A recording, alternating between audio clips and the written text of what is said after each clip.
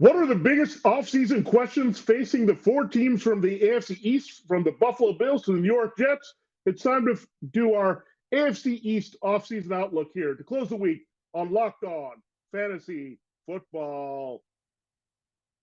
You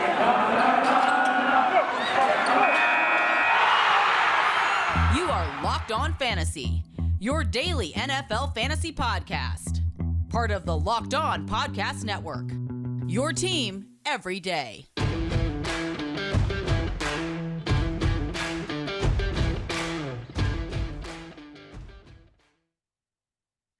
Greetings, everyone, and welcome to another edition of the Locked On Fantasy Football Podcast. As usual, I'm your host, Vinnie Iyer. When I'm not doing this, I'm writing about NFL and fantasy football for sportingnews.com. Come to the site. We're getting you ready for NFL free agency, the madness of its own right, the frenzy, if you will, that will start on Monday with the legal tampering period.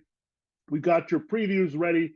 They're your top 50 ranked free agents, the best by position. Look at the quarterbacks, running backs, wide receivers, best defensive players, as well as some NFL free agency predictions. So the fun will start there on Monday. We will hold back our show on Monday until we get some signings of note here, offensive skill and beyond. We'll look at the offensive line, defenders of note, any teams making big moves. We'll have the reaction there for you starting on Monday, which will be a very fun week ahead. First, we got to close out this week, and that means we got to finish up talking about the offseason questions for teams around the league. We're down to our last division, so we'll break down the AFC East. We went west to east, took care of the NFC, and now we're getting rid of the AFC. So if you missed any of that, check it out. We know the biggest things that happened while we were doing that. We had a special show on Russell Wilson being traded from the Seahawks to the Broncos, so check that out. And we talked a little bit about what the Colts might do about Carson Wentz. We projected that they're probably going to move on from him. That's now official, as he was traded from the Colts to the Commanders here, just like Wentz is on the move here in 2022. Thanks for making Locked On Fantasy Football your first listen every day. We are free and available for you on all platforms. All right, we will start talking about the Buffalo Bills here. The biggest question mark here, let's start with that team, the best offensive team in this division we know overall. Josh Allen has lost his offensive coordinator. Brian Daboll is now the head coach so they move on with Ken Dorsey. Him as a former Miami Hurricanes quarterback, a national championship team. So he's made a nice career for himself as a quarterback and passing guru. We know he spent a lot of time with the Panthers as well in the Mike Shula era. So he's a guy that's going to predicate the offense on running the ball and then stretching it downfield here, going for the deep balls and aggressiveness. And that's what they did. They were a very aggressive passing team with Daboll, throwing downfield, taking advantage of Josh Allen's big arm. And that's been the whole thing here. Brandon Beane, the general manager of this era, is doing everything they can to really unleash and maximize the potential of Josh Allen. And it's worked wonders. He's the number one fantasy football asset now. Yeah.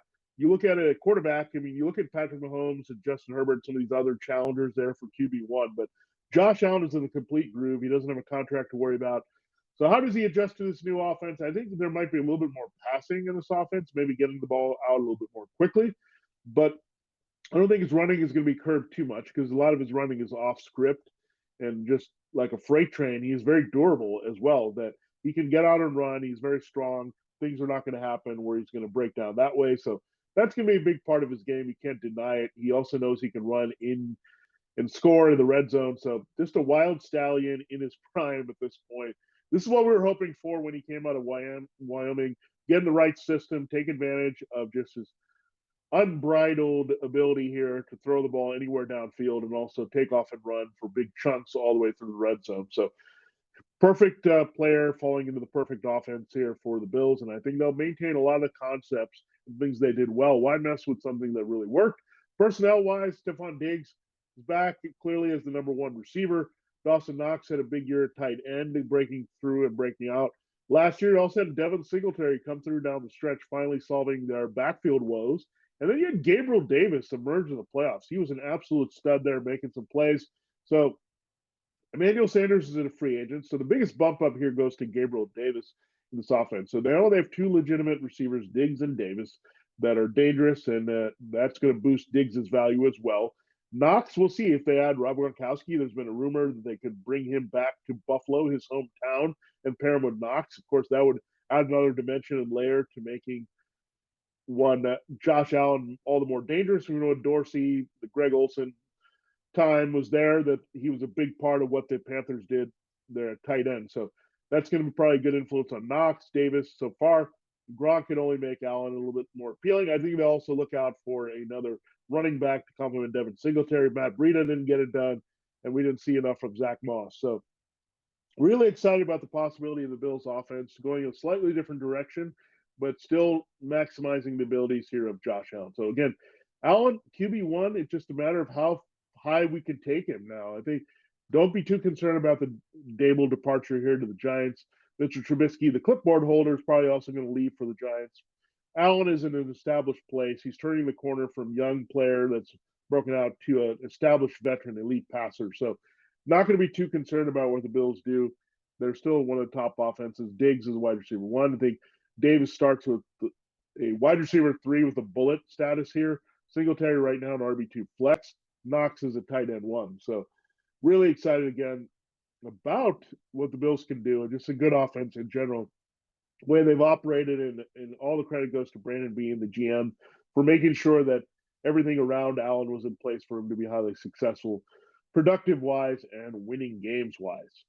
All right, we will get to the Dolphins, Patriots, and the New York Jets in our final 2 segments here, closing the week on Locked On Fantasy Football, our AFC East offseason outlook for you here. It's that time of the year again. We know what's coming up on Sunday. It's Selection Sunday. College basketball's tournament is finally upon us. We've got the conference tournaments here wrapping up here for a mad march ahead. From all the latest odds, contests, and player props, BetOnline.net is the number 1 source for all your sports betting needs and info, especially when it comes to the NCAA tournament. BetOnline remains the best spot for all your sports scores, podcasts, and news this season. And it's not just basketball, college, and NBA. BetOnline is your continued source for all your sporting wagering information needs, including live betting and your favorite Vegas casino games. Head to the website today or use a mobile device to learn more about the trends in action only at betonline.net. BetOnline, where the game starts. All right, we will break down the Dolphins and Patriots, both led by former Alabama quarterbacks, and what's up here for Tua Tagovailoa and Mac Jones in this segment. Thanks for making Locked On Fantasy Football your first listen every day. Make sure you're following Locked On NFL, Locked On Experts covering the biggest stories around the NFL Monday through Friday in less than 30 minutes. It's free and available wherever you get your podcast, just like Locked On Fantasy Football. And just like Locked On Fantasy Football, a lot of action to track next week with free agency beginning in the NFL. Should be a lot of fun. And check out all the shows on the network to keep up with all the fast and furious action. All right, the Dolphins had a fast and furious offseason. Brian Flores, the fallout there, he's the guy that apparently that wanted Deshaun Watson in the mix. I think Watson might be out, but Mike McDaniel, the offensive coordinator of the 49ers, he comes over, latest Kyle Shanahan tree member, to land as a head coach. They just liked him. He's a Yale guy, extremely smart here, young, and just different so far. He's a kind of part nerd, part young, exciting guy here on the sideline. So he kind of fits the qualities of the new NFL to be successful. And he's going to commit to Tua Tagovailoa. I think this team finally can turn the corner. So this Tua not worrying about his future is going to be a big deal here for his play. You also have Mike Gesicki returning on the franchise tag. So he's going to be the mix. Jalen Waddle trying to build on a fine rookie season here in year 2. So I think the Dolphins' priority is rebuild that offensive line a little bit. Find another weapon there that's reliable. Devontae Parker has been okay, but he's getting a little older. I don't know if he fits as well. So maybe you find a hybrid player, the Deebo Samuel, Brandon Ayuk mode here. And we know Gesicki is going to be a big part of what McDaniel wants to do, knowing he had George Kittle there in San Francisco. So offensive line, get a little bit extra weaponry in the passing game. And don't forget about the backfield. They've tried to make Myles Gaskin work as a workhorse. He's just too slight. We know those type of backs just don't make it. They're just not durable enough. We saw with Philip Lindsay, who was a Dolphin last year. They had to really rely on Duke Johnson Jr. off the street there, the former Miami Hurricane, to have any kind of consistency and production from the backfield. So Dolphins should be in the market for running back. I think they'll probably be in the draft more than anything else. Maybe they could look at James Conner out there, power back, that type of player in free agency. But you also have Kenneth Walker, who could carry a big workload here out of Michigan State.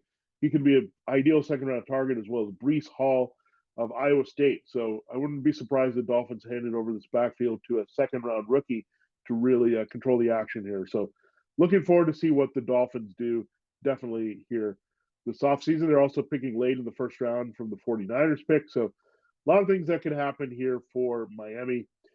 But again, offensive line, a little bit of the backfield, a little bit of the receiving core. I think these are big additions and improvements that are going to help Tua Tagovailoa be a little bit more fantasy football relevant, establish Waddle here as a consistent wide receiver 2, and keep Gesicki here as a tight end 1 in 2022. Let's talk about the New England Patriots. Mac Jones is going to be the starting quarterback. No question about that. First rounder was very good last year. He made it work with the receivers. They did have Jacoby Myers in the slot, finally scored his touchdown. He's probably their best asset there. N'Keal Harry probably faded enough as a first-round pick where they need to look for a replacement. They had the 2 tight ends they splurged on, Hunter Henry and Jonnu Smith. Jonnu couldn't stay healthy, something that lingered from his Titans days. But Hunter Henry looked really good, shaking off some of his Chargers days injuries and really producing. He was very consistent as a scorer for this team. So the Patriots need a little bit more consistency from the receiving core. They could look at a receiver such as Allen Robinson in free agency, a veteran there that would help a guy like Mac Jones. Then you look at the draft, and they're in the wheelhouse, just like the Browns and Saints are for some of the top wide receivers that they need as a need. Garrett Wilson from Ohio State. They really like Chris Olave, the big playmaker, also from Ohio State. And Jameson Williams. I know Jameson and one Mac Jones did not play together in college. Years separated there. Williams also an Ohio State receiver. He transferred there. So very interesting to have 3 Ohio State receivers essentially in the first round of the draft, one that transferred to Alabama. But again, that should say to Bill Belichick that Alabama system, he trusts what Nick Saban does offensively and defensively to make the transition and be special coming off that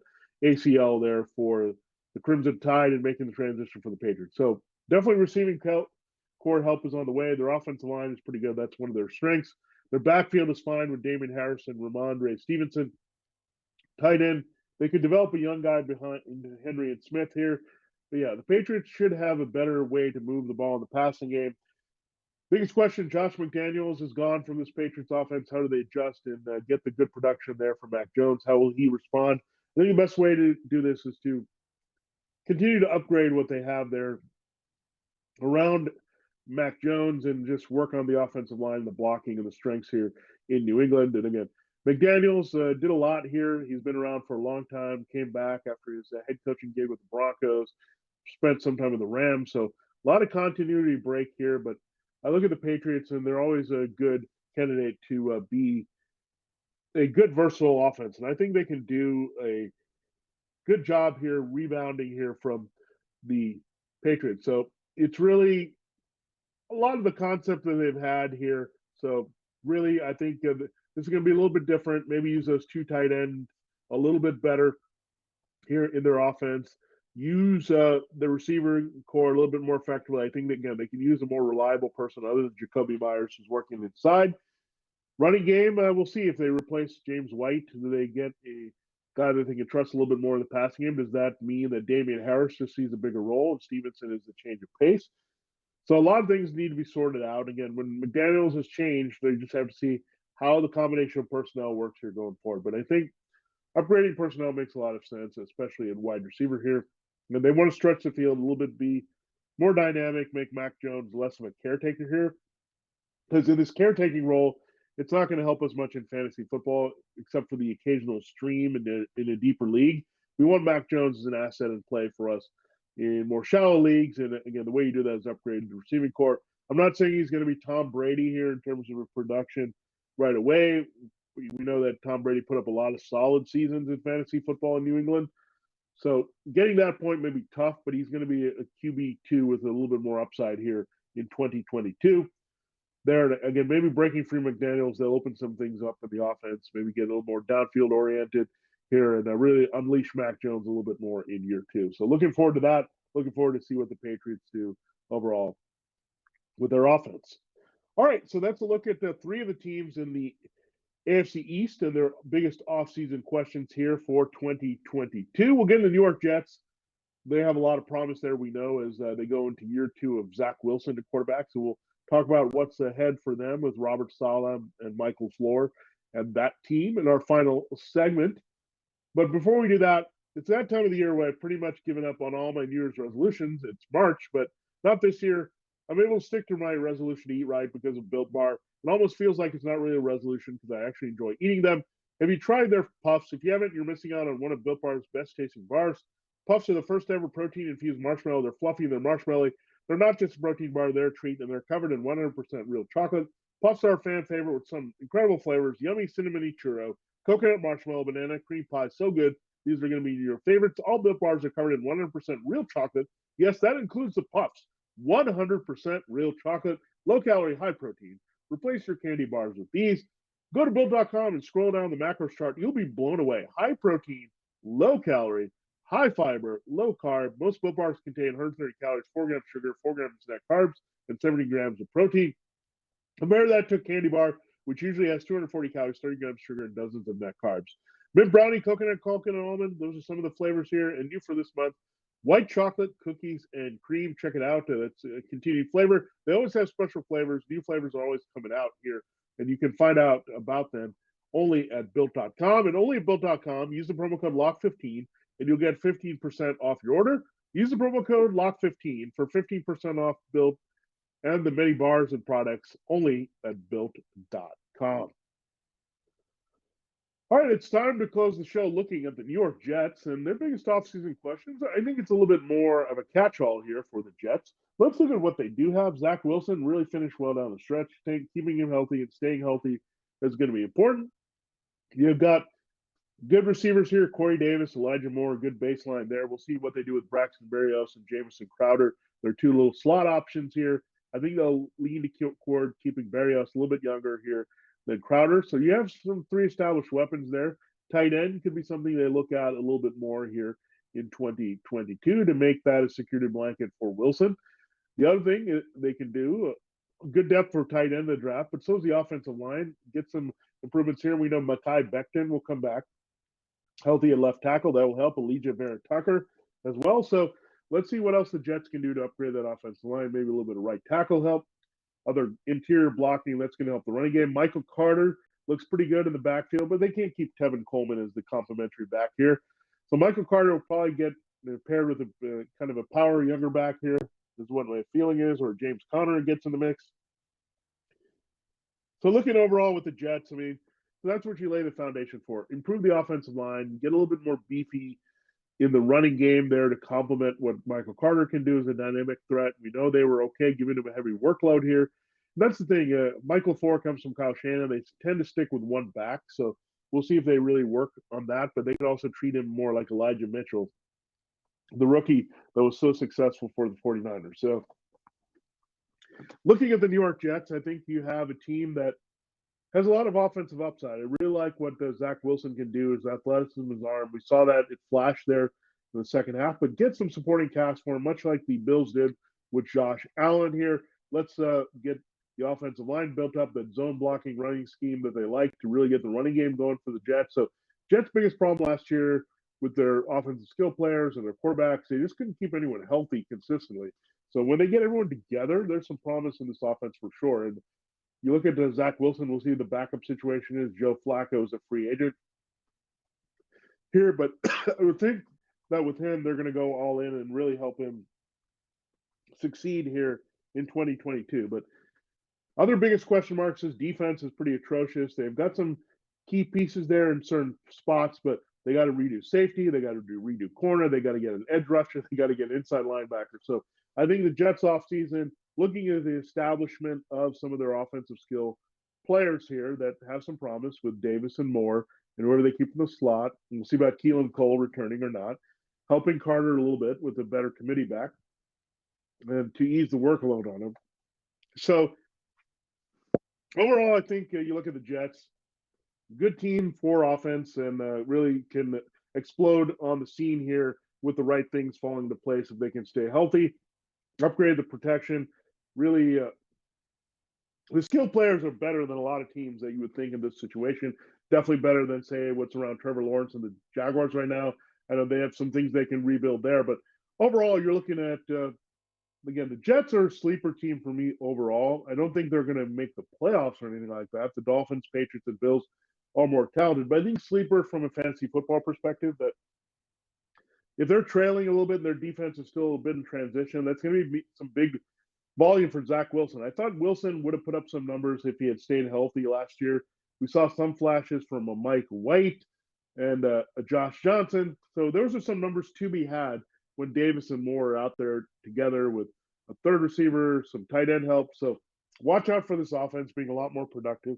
Again, the defense will still be a growing pains and in transition here for 2022, even with a lot of these changes and attempted upgrades and free agency. But looking forward, speaking of free agents, what the Jets do here is I think it could change the entire course and our feelings about this team, this organization going forward. But I do trust Robert Saleh, Michael Floor, and looking at Joe Douglas at general manager. These guys, I think, know what they're doing. They had a good structure. It reminds me a lot of what Bean did with the Bills, a little bit more in line with what the Patriots do as well, as look at their young quarterbacks. So that's what needs to happen in this division. We need to see these younger quarterbacks, Zach Wilson, Tua Tagovailoa, and Mac Jones catch up to where the Bills are with Josh Allen. That's who they're chasing. So we want this division to become more offensive-minded here overall. I know it's tough with Robert Saleh and Bill Belichick here, but Mike McDaniel should push it more in the offensive direction. We know the Bills have kind of embraced that, even though they have a defensive backbone here with Sean McDermott and Leslie Frazier. So looking forward to the Jets have a lot of money. We expect them to be players in free agency. The Patriots are in good shape as well. Dolphins have a ton of money here. The Bills should be calculated with their moves to improve here, with at least to improve offensively here in 2022. So that wraps up this week and this edition of Locked On Fantasy Football, our offseason outlook on the AFC East. Thanks so much for listening. Don't forget that we will be talking all about free agency after some moves happen there on Monday. So a little bit later show there on Monday afternoon. And make your second listen Locked On NFL Draft. Ryan Tracy and former NFL cornerback Eric Crocker bring the NFL Draft to life every day with inside analysis on college football prospects and NFL front offices. It is free and available wherever you get your podcast. For Locked On Fantasy Football, this is Vinnie Iyer. Have a great weekend. Enjoy Selection Sunday and the madness of March, but get ready for the free agency frenzy on Monday.